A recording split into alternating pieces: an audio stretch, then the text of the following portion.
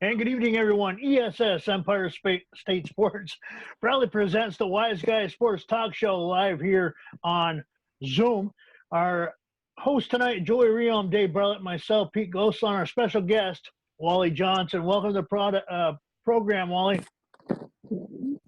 Thank you. It's a pleasure to be with you guys tonight. Quite a background you have, Wally, and we're going to let you dive right into it and tell us a little bit about you, and then we'll go from there.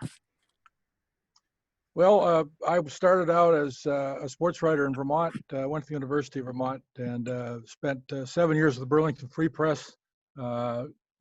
Worked with Middlebury College in Norwich and kind of enjoyed the college atmosphere. So when I heard about the job at St. Lawrence as sports information director, I decided to throw my name in. And I think it took me about 5 or 6 trips to Canton to get the job. Went over and I interviewed with Bob Sheldon and then Dick Metcalf. Separate trip to interview with the president and the vice president. And so I probably had paying taxes in Canton before I ever got hired. And then when I got the job, it was 1975. My first season was 1975-76. And I spent 40 years as the sports information director. Various titles in there, but they all amounted to the same thing, sports information director at St. Lawrence. Loved every minute of it, very active in some national programs, and very fortunate to get a few national awards and Eastern awards along the way. I didn't do anything special, just did my job, but it was a fun job to do. We went from 13 sports my first year to 32 when I retired. And I got to admit, right now, I'm kind of happy I'm retired. I don't know how I'd handle this whole COVID thing. The kids that took my place, 2 of them work for me as students at St. Lawrence, and they're doing a great job, but I hope they're hanging in there mentally. Now, Wally, you did a little background, like a little broadcasting too, didn't you, during your course of tenure? Yeah, I did a lot, Pete. I worked with the hockey team pretty much exclusively with the men's hockey team. I did some women's games once the women became Division I. I think somebody figured out when I retired I'd broadcast something like 1,300 games, or a little bit over 1,300 games. A lot of hours on buses and a lot of hours in press boxes. If I had a dime for every hour I spent waiting for the game to start, I'd be a millionaire. But I don't, so I'm not. Yeah. We all of us know about that. We do a little broadcasting on the side ourselves, so we know all about that. It's always the waiting game, especially when the buses are late or when you have technical difficulties or anything that could happen. So where have you traveled to with the team, Wally, like as far away, and if you could, describe the venues and stuff you've been to and some that you prefer. Right? We could start off with that. Well, I'll tell you one thing. I absolutely love Madison, Wisconsin, and the University of Wisconsin, the town itself, the college, everything about it, except I don't think we've ever won there, but it was a lot of fun. That was obviously we played them in the NCAAs. If you beat them in '88 to go to Lake Placid, but we've also played a regular season out there and some tournaments. That's been a great opponent. There aren't many rinks in the continental U.S. that I haven't been to. We never went to Alaska during my tenure, and I guess from what I hear from friends who have, it's a beautiful place to visit, but it's an awful trip for an SID or a hockey team because it's so compact to fly all that way and then have to play and come back. Obviously been all over the East, all the Division I rinks. The new Taj Mahals, as they say, out there are really something. BC's got a beautiful rink. BU's got a beautiful rink. Most of Hockey East has really nice barns. But my favorite of all time has got to be Appleton. Particularly now that it's been remodeled, although I haven't actually seen it finished because I took off for Florida for the winter this year for the first time in late December and never did get to see the finished product. And of course, it's been closed since I got back. So hopefully one of these days I'm going to sneak over there and see what it really looks like. But it is one of my favorite all-time rinks that I've ever been to. Yeah, well, I've been in the old one quite a few times myself. But Joey, have you been over there since they've done the renovation at all? No, I have not had the pleasure yet of seeing it. I'm looking forward to it though, and like Wally said, it was a classic to begin with. So I can only imagine the modernizations that have been done and how nice it's going to look when I finally see it again. Yeah, they've got video boards now and a high-tech scoreboard and all kinds of stuff going on. But they kept the old wooden seating. Of course, that's probably not good for older folks like me because those wooden pews are hard to sit in. And that's actually what got me into out of playing sports and into covering sports. Because when I was in high school, I went to a game. I think my sister was playing for the girls' basketball team, my younger sister, and I went to watch the game. Geez, these bleachers are awful hard. So then I saw a microphone and went down and started doing the PA, and that led to another thing after another thing. And so finally, I dabbled around with football and baseball a little bit, but my athletic ability turned me into a pretty good sports writer. Yeah. So We always say we get a face for radio, so I guess that's our way of saying that. So Yeah, I've got that going too, and I got the wardrobe to go with it. So Wally, you know, I had the pleasure when I was a member at St. Lawrence University Golf Club, and you know, that's where you and I kind of got to know each other. And at some point, I began to realize that you didn't live in the Best Western. But in honor of you, I decided that because I'm like, there's probably a chance he's probably going to film this thing from the Best Western. But I'm cracking one open here for you tonight, Wally. So There we go. I'd have a show with a drink, okay? There we go. That's great. I've got I'd like to claim that this is actually has something potent in it. It's water, but That's all right. My home Wi-Fi is a little weak, so I was thinking that perhaps the Best Western would be a good idea to do the show from. But then Mary Lawrence offered the indoor golf center, where it'd be a little quieter, and I'd be less tempted. So here I am at the indoor golf center. When we first started this show 6 years ago, we did it from the Riverview Bar in Brazier Falls, and we'd have commercial breaks, and we'd have the people in background, and it was kind of cool. But you know, here we are now doing it from my cellar and various rooms. And you bringing up Mary Lawrence, this is good. So Mary's coming on here in a couple of weeks. We missed her the first time, so we're hoping that she'll be able to come on to the show, and if she's helping you out, if you're in the golf center, hopefully she'll realize and remember this time to come on. So yeah, we're looking forward to it. I talked to her today and reminded her that she was going to be on, and she didn't seem surprised. So I guess she's expecting a call sometime. All right. Or an email. That's or good. Something. That's good to know. So Wally, you know, I don't really look up to many of the people we interview because I know them so well, but with you, I wanted to look some stuff up, and so a couple of things that struck me. I'll start here because I wrote some random things down. I saw in one article, did you broadcast for University of Vermont men's basketball at some point in your career? Yeah, I did, Joey. I was I did color with a guy named Stevie Ryder, was a tremendous play-by-play guy. We did 2 or 3 seasons in the late 60s, early 70s. One of the games was Dr. J at the UVM gymnasium, and that's before they could. Well, that's when the no dunking rule was in effect. So he'd go way up above the rim and then just kind of finger roll it in. Just say, all right, here's what I can do. That was a great game. Obviously, UVM didn't do too well against those guys, but they had some really good teams back then and did some traveling. It was a lot of fun. And that kind of got me going on the radio part.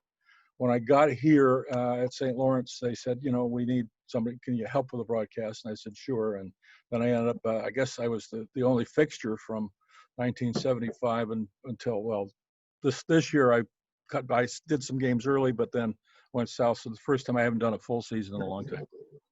Now, is that when Doc was with UMass? Yep. Okay. Dr. J. So UVM was D1 back then too? Yep. Yeah, they've been in basketball all along. That was the Yankee Conference. It was UMass, URI, who had some pretty good teams back then as well. UConn, Maine, Vermont, New Hampshire. I didn't know they went back that far, so that's intriguing to me. So, from afar over these last 15 years, have you kept track of UVM basketball? Because obviously they've become a a national power in a sort of a sense, definitely an America East power. The conference that they're in now. I mean, the basketball program at UVM it's a good show. I try to go over once a year and watch them play. It's great. Yeah, it is great, and Tom Brennan did a great job. Well, there's a whole bunch of coaches in there that did the job. I know Tom from golf tournaments and media and stuff, but they did a great job of building that program up. And they're coming through right now. They're working on a new gym. I guess it's been stalled like everything else by the pandemic, but they're going to have a new facility, and that I think will bring in even more people, because I don't see that program slipping at all. They've really done some great job recruiting, and it's a great school. Beautiful campus, beautiful views. When you step out, usually when I go to the games, the park, you get out of the parking lot to walk up to Patrick Gym. It's just some unbelievable views there. It's a great campus. Yeah, my dorm, my junior year was right. It's on Main Street coming in, but you look right up at Mount Mansfield. It was so every morning you get up, you see the snow, and you want to cut class and go skiing, which we did a few times probably. Probably. The rumor has it. Yeah. So I mean, there's so many areas or ways I can take this thing, but like I said, I was just jotting some notes down. But what intrigued me, you had already kind of mentioned, it was the 1988 Final Four, and you were the SID in charge, I guess, because it was in Lake Placid that year. Would you have been involved there, even hadn't SLU yes. not been? Okay. Yeah, absolutely. Actually, Gary, Michael, and I were kind of the co-hosts, and Gary helped out a lot.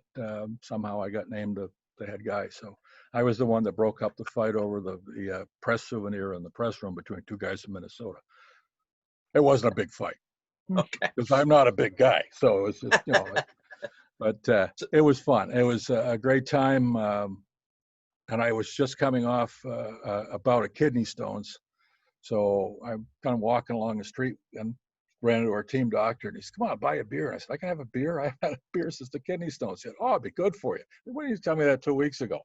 But, it was great hockey games too. I mean, the game St. Lawrence, Minnesota in the semifinal was probably the best hockey game to watch. Lots of back and forth stuff. No fussy after the whistle stuff. Game just flew, and it was Pete Lappin scored a hat trick to win it for us and put us into the national final for the first time since I think 61 or 62. So I was a kid at that time, at 19 years old, and I do remember watching that championship game at home on ESPN, and the things that you mentioned the name that obviously Joe Marsh is the name I'm going to remember. Pete Lappin was the player I remember, but wasn't there an incident at the end of that game, 3-3 in regulation, where SLU should have got a penalty shot, didn't get the penalty shot?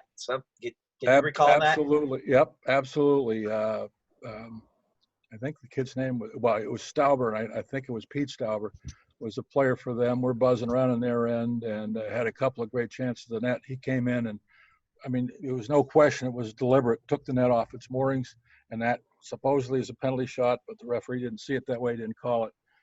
They went on to win in overtime on a puck that careened off about 4 or 5 different skates, changed directions 4 or 5 times, and just trickled past Paul Cohen, who had a great year for us. It wasn't Coach's fault at all, but it was a great game. And actually, we had chances to win it in regulation. Mike Herbert, who was a North Country kid from Messina, unloaded a shot that hit the knob on the goalie's stick and went out. And if you see it in slow motion, it had to go in, but it didn't. Yeah, I remember that and that was like the first time where college hockey really got into my mind. I was a basketball guy, so I wasn't big into college hockey back then, and that's what started about a 10-year run, especially when the ECACs went to Lake Placid beginning in '93. I mean, that became a yearly thing with Clarkson and St. Lawrence when they were able to make it there, and UVM when they were able to make it there. Talk about some of those years, ECACs in Lake Placid.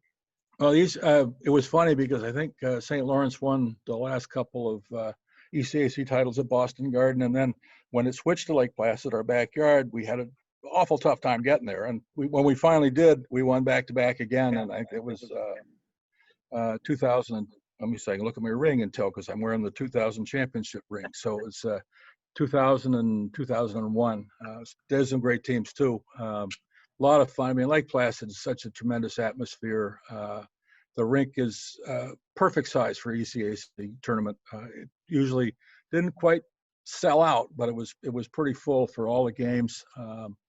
And even when they had a Thursday night play-in game of some sort, it was a 5-team tournament. Even that game did well for the most part. So, and the town was always jumping, and there are a ton of St. Lawrence alumni up there. And of course, it's close enough for Clarkson and St. Lawrence fans to just flock to the place. So, I think one year we played Clarkson, might have been semifinals, but I said to Greg Lipinski, who's our play-by-play guy, I said, I hope somebody turned out the last light in Canton at Potsdam before they left. You must have seen. Little... Oh, sorry, Joe. No, go ahead, Pete. Go ahead. You must have seen a lot of battles from that crosstown rival. With that, I've been to one or two of their games in the past, and the atmosphere of Clarkson and St. Lawrence is it's thriving. You must have seen a lot of good battles over the year. Oh, tons of them, Pete. It's a special rivalry. If you look at the overall record over the years, it's pretty lopsided in Clarkson's favor. And back when I first got to St. Lawrence, some of the games were pretty lopsided in Clarkson's favor as well. But since St. Lawrence went to full scholarships like Clarkson has, it's been almost dead even, and all the games have been really good. There haven't been a lot of blowouts lately. It's rare when it will happen. I mean, sometimes it does, but there have been some tremendous games, and I think there's a lot of respect between the teams as far as the kids respecting each other, and probably they even run across each other in some or whatever else. But it's been really good that way, and I think it's got to be one of the best hockey rivalries in the country. I'm sure Joey's going to ask you this, but I'm going to ask also. You must have seen a lot of big names come through, Wally, that moved on to bigger and better hockey. Can you recall some for us? Well, sure. I think actually one of the best players I ever saw who never played professional hockey, to my knowledge anyway, was Lane McDonald. Played for Harvard. It was a Hobie Baker winner. It was like, excuse me, Mr. McDonald, can we borrow your puck? He was a really tremendously talented skater. He had a concussion issue, and that ended his career. And then obviously over the years, I mean, we saw Mike Urizone, and there's a ton of guys from BU, BC, all that went through.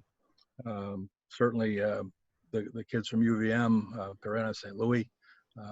I got to know those guys pretty well because my connections with UVM, a good friend of Mike Gilligan, and we play golf over the summer, and those kids were two great kids. Kind of wish they went to St. Lawrence, but hey, they went to a good school. So there have been a lot of really good. John Leclerc's from my hometown of St. Albans, Vermont. Saw him play, and my brother, who was a self-style expert on everything, he's a good guy, but he's a lot of opinions. And he said, well, I don't think Leclerc's going to make it in the pros. I said, John Leclerc is going to be a much better pro than he was a college player because he can use his size and his physicality to do something. And that's just what he did. He had a great career with Montreal and Philadelphia. So there have been a lot of really good players, and I'm sure I'm probably forgetting a couple to mention. One of St. Lawrence's best was Jamie Baker.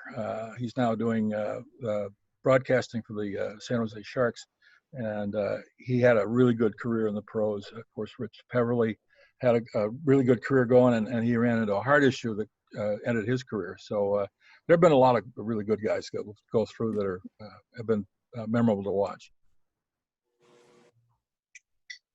Wally, going back to the ECACs, what was the thought process? I obviously usually money's the reasoning, but all three transitions, when it went from Boston to Placid, from Placid all of a sudden where it feels like it's home, and they lose it to Albany for a few years. Can you remember the situations that led to those changes? the reason for the exodus from Boston was Hockey East kind of put the pressure on the Boston Garden folks to have an exclusive. We did one year, I think, we did an ECAC Hockey East doubleheader. They somehow meshed the two tournaments together, and it was a little awkward in terms of just the logistics of it, not so much. I think the fans loved it. But then Hockey East pressured for exclusive rights to Boston Garden, and the ECAC went with Lake Placid at that time. And then, like you said, money entered it into a deal with Albany coming through with a bigger rink, some guarantees and whatever else. And there was some issues with people thought that hotels in Lake Placid were charging a little too much. Whatever. But then it just, Albany didn't fill. I mean, you have to have the right teams to fill a huge rink. And if, you didn't get Cornell, which travels well, and maybe at least one of the North Country teams, and RPI was down at that time, they would have been a big draw in Albany. But so the attendance was a little off, and they said, we'll go back to Placid. And I think that's been a great move, and I suspect it'll stay there for quite a while. Yeah, let's hope so. It just seems like it fits there, better than any rink, and it brings the 1980 Olympic Arena back into the forefront where people can see it and realize how great a venue it really is. So that's surprisingly enough, the rink size of the rink is the only issue at all that's ever mentioned by the coaches. They love everything else, but playing on an Olympic-sized rink when most of the NCAA tournament games are going to be played on NHL-sized rinks has been brought up as an issue. It's obviously been kind of solved, or they're going to live with it, because I haven't heard any rumors about looking around again. So hopefully they won't. Yeah, hopefully. Bringing it back to Lake Placid was probably a good moneymaker, but I'll be honest with you, and Joey and Dave will tell you the same. We've all been up there so many times at Lake Placid and stayed. I've never seen a place up there has off-season rates, because it's always season up there for some reason. But unfortunately, I guess the good thing is everything's within walking distance. So I guess that's the big catch up there. So moving it back to Lake Placid definitely was a good choice. Yeah, it was. My only problem, Pete, was the hill from the rink to the Holiday Inn where we usually stayed was awful steep. I wanted to put in a gondola or something. Yeah, no, I know it well. I'd get up to the top, and the bartender would have a scotch waiting. At least you got that to look forward to anyway. That's true. Well, we're on Lake Placid. So you were also there in 1984 for that Final Four at Lake Placid, and Bowling Green and Minnesota Duluth in a 4 overtime championship game. Is that what I was reading? That's what you read. That's Jerry York was coach of Bowling Green, I think, at the time. I passed out the MVP ballots at least 5 times, and I probably got shin splints. Why? Because that press box has got a cement floor. So I was one pussycat when that was over. It was great hockey all the way through, but that was a really memorable long game. 4 overtime. What time did you get out of the arena that night? I don't know. It was the time I got done. It was about 1:45, I think. Oh, wow.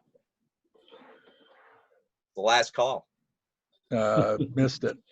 But I always have an emergency supply in a bag when I go on the road. So Pete kind of asked you too, what you mentioned Madison, Wisconsin, but staying just within the ACACs, and something we've had a lot of SUNYAC coaches on, and I usually ask the SUNYAC coaches, what's your favorite weekend, because it's the same trips every year. What was your favorite ECAC weekend trip every year? Was there one that you like? Oh, great! It's all right. It's Boston College or whatever, Harvard and Yale weekend. In the old league, when there were like a Harvard BU or something like that, any trip to Boston for 3 days or 4 days was a good trip. When the league started changing a little bit, I think probably in terms of right now, one of the best trips in terms of comfort and good quality competition is RPI Union for us. I think everybody else in the league loves coming up here because they stay at the Best Western and they don't have to move. And that's our situation. We usually stay in Albany when we get down to RPI Union. It's a half hour either way to either rink. That's not bad at all. Quinnipiac, Princeton is a haul. You got to go through the New York City in the middle of the night, no matter who you play. Because what we do in what St. Lawrence and Clarkson does, and I think almost all ECAZ teams do, is you take off on Thursday afternoon, or maybe sometimes even Thursday morning, drive to your first opponent of the travel pair, check into the hotel, go skate, do whatever else, play the game the next day. But right after the game, you jump on the bus most of the time and go to the second game. So it would be, we'd go from, say, we play Quinnipiac on Friday, we travel to Princeton late Friday night, get in at 2, 3 in the morning, go to bed, guys sleep till whenever, 10 o'clock, and then get up, move around a little bit, play the game in Princeton, and spend the next 7 hours driving home. So it's a fun life, but it's not glamorous.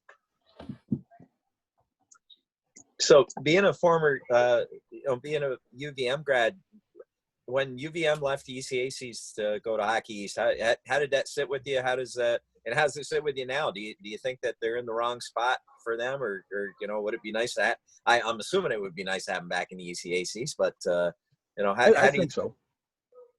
I think it'd be good to have them back. I don't think they'll come back. It was I think a good move for them in terms of recruiting. They had some good teams at the time, and then things changed. Hockey East's a tough league, but I think they made the right move when they made it.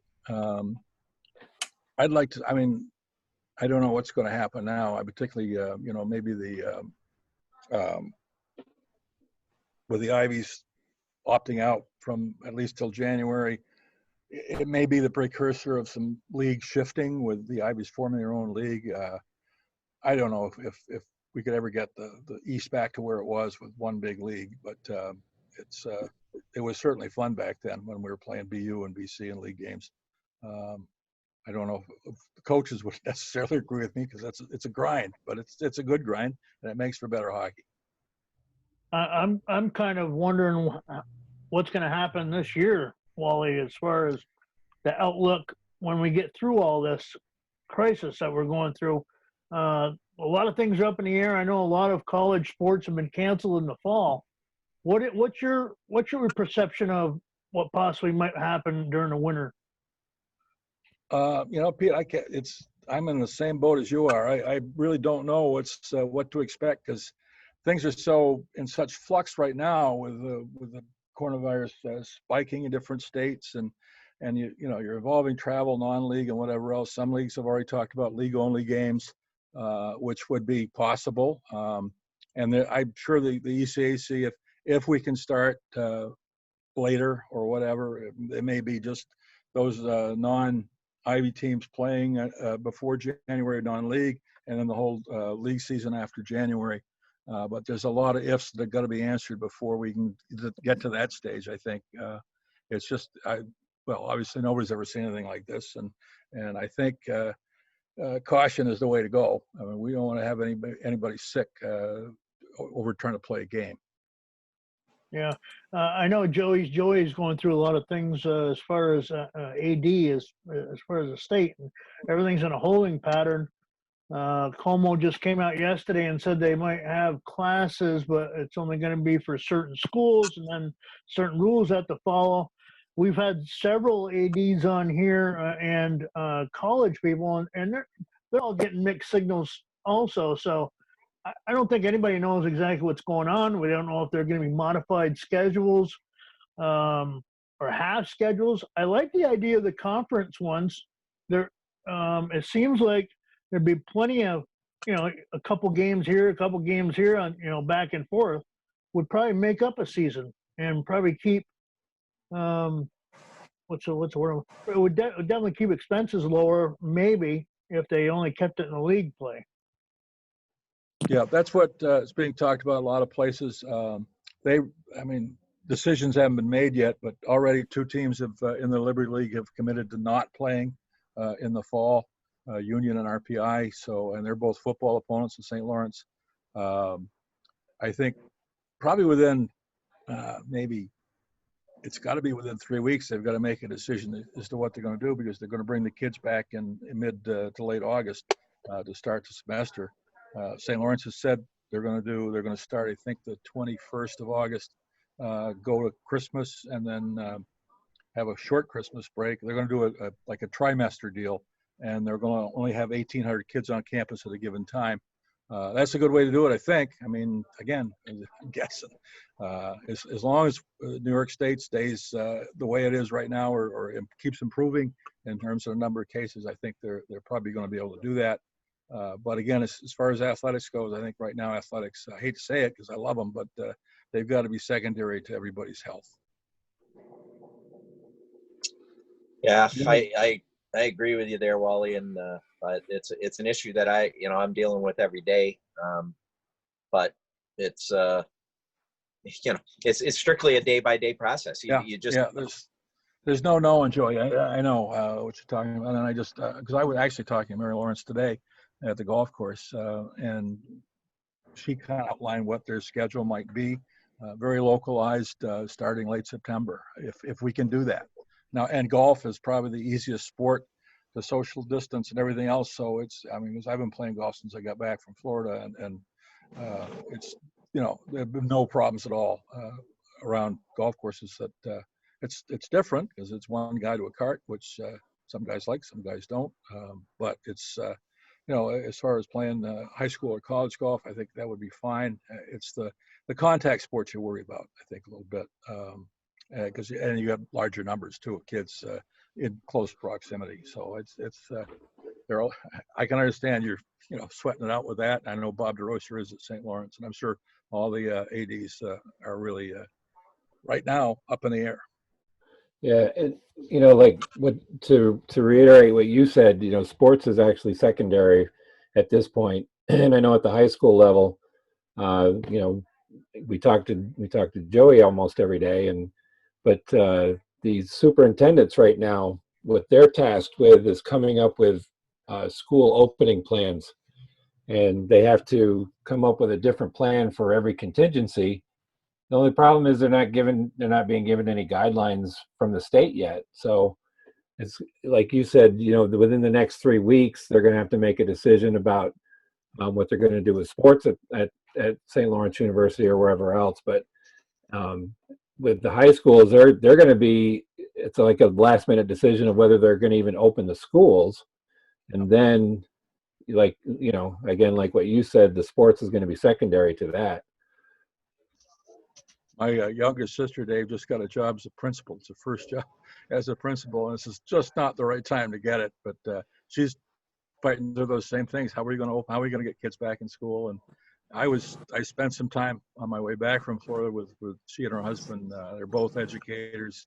He's going to be AD at Richford High School, so he's got problems right off the top with his new job.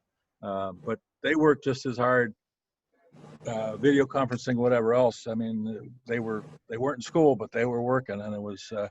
I listened to some conversations because I was in the same room, and there were a lot of upset teachers just because they couldn't have the contact with the kids, and they were worried about the kids. Yeah, my brother just was hired as the school superintendent for the Tupper Lake School District. He was the high school principal there, but he was just hired as the school superintendent. I spent some time with him in the last couple of weeks, and yeah, it's just very frustrating at this point, So yeah, I can sympathize with your daughter's position as a brand new principal. He's a brand new superintendent, and they're trying to figure this stuff out with there's no background, there's no experience to go on. It's no rules. I hope somebody's got a vaccine up their sleeve someplace and they whip it out pretty soon. That would be great. I think that would help a lot of things. All right, so there's our nightly portion of talking about the COVID situation. Yeah, right. There you go. Seems to creep into every show that we've done, but that's the reason this show came back, was because of that. So I guess we need to talk about it. But So how's golf at SLU right now, Wally? How's the There we go. course? There we go. The course is tremendous. Thank goodness we got a little rain the last couple of days, because as much as I love the roll with my kind of feeble sometimes tee game, I've had a couple scores in the 70s. The last, actually one today, the last couple times out. So for me, that's pretty good. I am now definitely a senior golfer up there on the senior tees, but having a lot of fun with it. The first time I got to play a lot in Florida, I played some really nice courses. Played with some St. Lawrence alumni that were pretty good basketball and baseball players, and they've managed to form a pretty good golf game since. So it was a lot of fun. Still, SLU still do their Saturday morning, Sunday morning scrambles, the old duck scramble? It's taken a little bit of a different form, but it's still there. Yeah. Actually, it's the same system. It's just different guys running it. And they also Yeah. have one on Tuesday and Thursday. We had 28 guys on Tuesday. Oh, So wow. that was, yeah, it was a big turnout, and it's fun. And I play the Tuesday, Thursday ones. We have a little different, smaller group that plays at 9 o'clock on Saturday and Sunday, and then I run the Monday and Wednesday leagues. So I take Friday off of my body to try to heal. It doesn't, but I take the day off anyway. If they had any, if you've been able to get out and play anyplace else, or just SLU so far this year? I was going to go over and play in Vermont next week, and I'm still waiting to hear on that. I have not played much other than at St. Lawrence here this year. I'm definitely planning to play at Partridge. I want to get to Malone. I love the Malone courses, both of them. And Randy Todd is trying to talk me into going down to Saranac and playing down there. So I want to do a little travel golf, but right now it's been with the two leagues. It's been kind of hectic. It's worked out well. Our numbers are up, so that's good. But it's my work in retirement. Love it. Saranac definitely great shape. Randy took me up there. I think I played with him 3 times up there. Actually, I played with the last time I went up, I played with Chris Wells and Brian Littler up there. So and Malone, whenever you're ready for Malone, they're struggling financially, but who isn't? Yeah, that's true. The course is not struggling when it comes to the conditions. It's in great shape right now. So I would recommend it if you get opportunity. So. I got to ask you about this one. 1982 ski championships in Lake Placid. What was your role in that?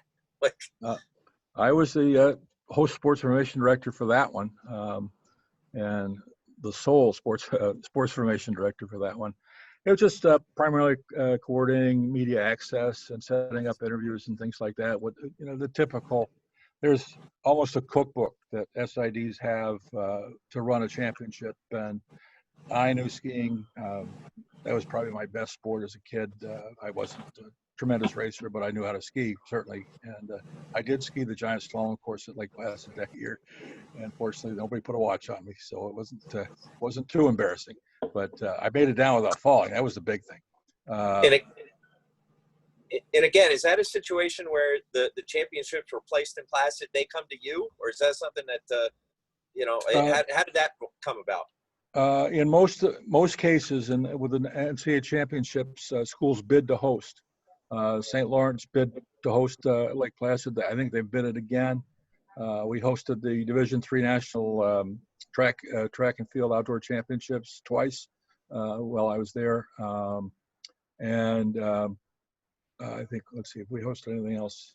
The NCAA Division III soccer championships. Our administration, our whole staff at St. Lawrence is tremendous.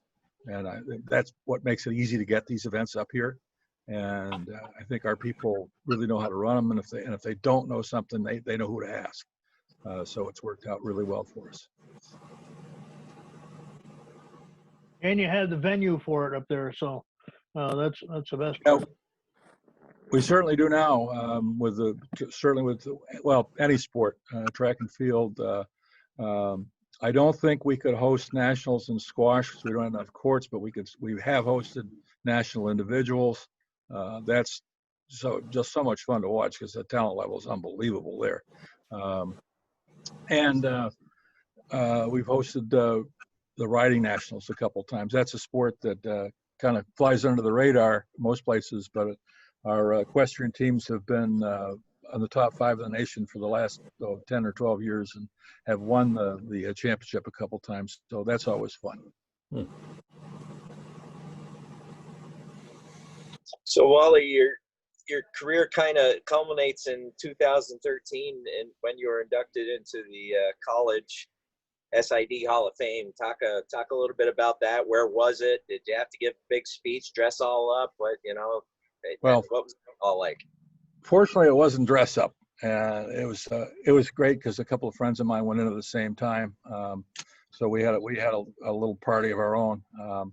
It was actually, they've done away with the speeches. They do a sit down interview, kind of like what we're doing.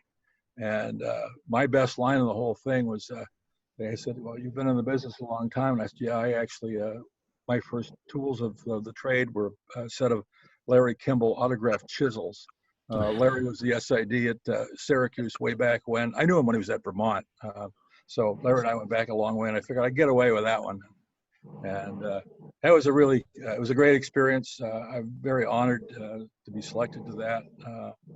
And then the other one, 2016, the college hockey coaches gave me the Fullerton Award, first SID to get that, and that was real special because of who it came from. Where were those awards? Where did you get to go to receive those awards? Orlando for the Hall of Fame,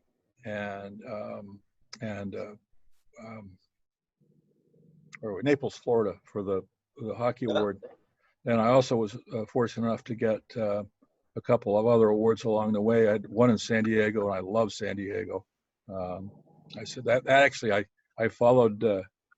They did a presentation to Dick Vitale, who was not there that night, but he did a speech on the screen, and he was waving his arms around. And so I turned to the president of the organization, who I knew, and I said, "Well, you're safe from waving arms for me because I'm not Italian. Actually, at this point of the evening, I'm half Scotch." And she loved that. It brought the house down because everybody knew me, and they knew where to find me if I wasn't in a meeting or something. And so that was fun. The Coast Side Convention used to move all over the country, and I was the workshop exhibits host. So I got to see all the toys and the new software coming out a little ahead of time, and that was fun. So I saw a lot of different places, everywhere from New Orleans to Houston. We always seem to pick really hot places to go in July. It tells you something about sports information directors. Yeah, Naples, Florida, in the middle of July. Yeah, that's. Well, that was actually in May. That wasn't bad, but okay. Orlando in July was not. It wasn't a fun experience weather-wise. It's funny. I was in Naples in the month of May with Craig Sitton and Darren Wilson years ago. We went on a golf trip down there. Craig hooked us up in down in the Naples area. Beautiful place to play golf if you ever get the opportunity to play down there.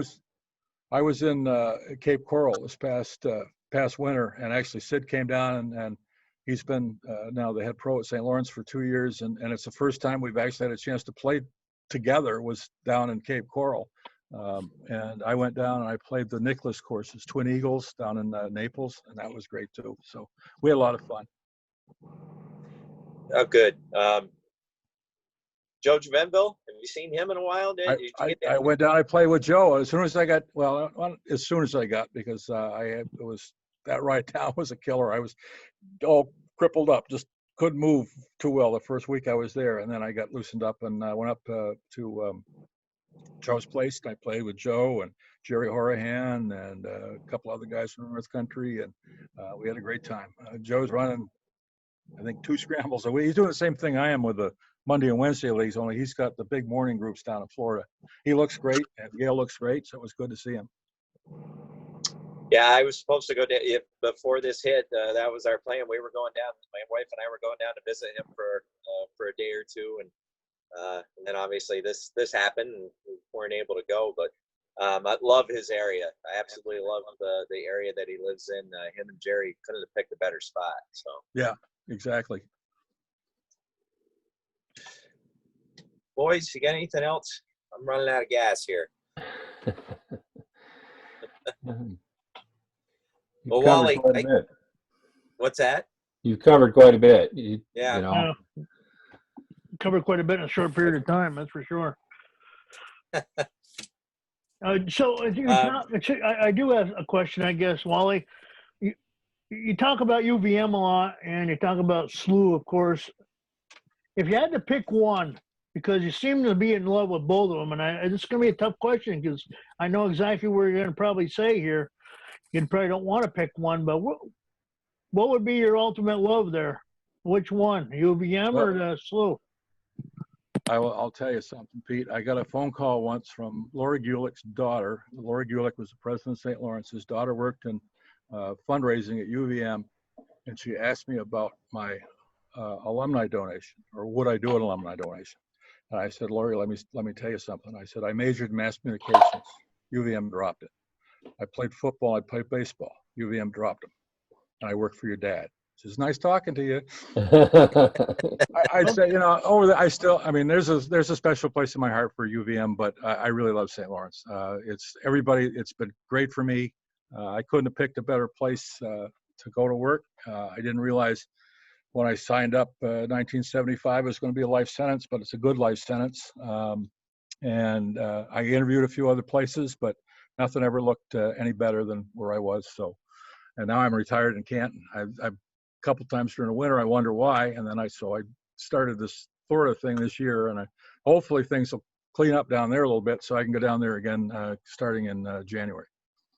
Yeah, where were you again? We were supposed to be on April ourselves, so. Yep. I was in Cape Coral, just above. It's about an hour above Naples, right next to Fort Myers. A lot of great golf courses. That's what I cared. The great golf courses and 80 degrees every day. It was just about perfect. Yeah, that'd be hard to take. Yeah. Yeah. Particularly in January and February. Yeah, yeah. So Wally, when did you officially step down from your position? Because you had quite a long tenure. Yeah, I did 40 years, and my last day of work was actually was, let's see, May 30th or May 30th, or whatever the day was, in 2016. Wow. I couldn't imagine that, but I guess if you find a job that you love, I guess you're okay working every day if you don't consider it work. But it was fun, and there were times, Pete, when it seemed like some work, because there's a lot of projects that take a lot of time, but they're worthwhile when they get done. And like I said, I work with great coaches and great administrators, so that made it all that easier. And the kids were great. I mean, the athletes themselves were tremendous. There were very few that ever gave us any problems, and I had a lot of them work for me doing different little things, and it was a great experience. We went from cranking out press releases and mailing them to newspapers to having them go online and with instant stats and everything else. So it was the whole range of the profession since 1975. So do you still go over and step in and help with the broadcast? I know you said you did. This winter, but I did the games up until December, and I hope to be able to do that again this year, assuming there are some games up until December. And then I headed south. If things don't work out for me as far as going someplace this winter, I'll probably stay and do as many as I can, because I love doing the games. And it's been, let's see, I've done 4 or 5 years now worth of just hockey. So I've also jumped in. I did a stats on a field hockey game. I'll help them out anytime they need it. So and they know it, and they're nice enough not to call me too often, but I know even if they have a staff of 3 and 32 sports, you still can't cover them all sometimes. Well, Wally, it's been an absolute pleasure to be able to speak with you for an hour like this and get a little background, that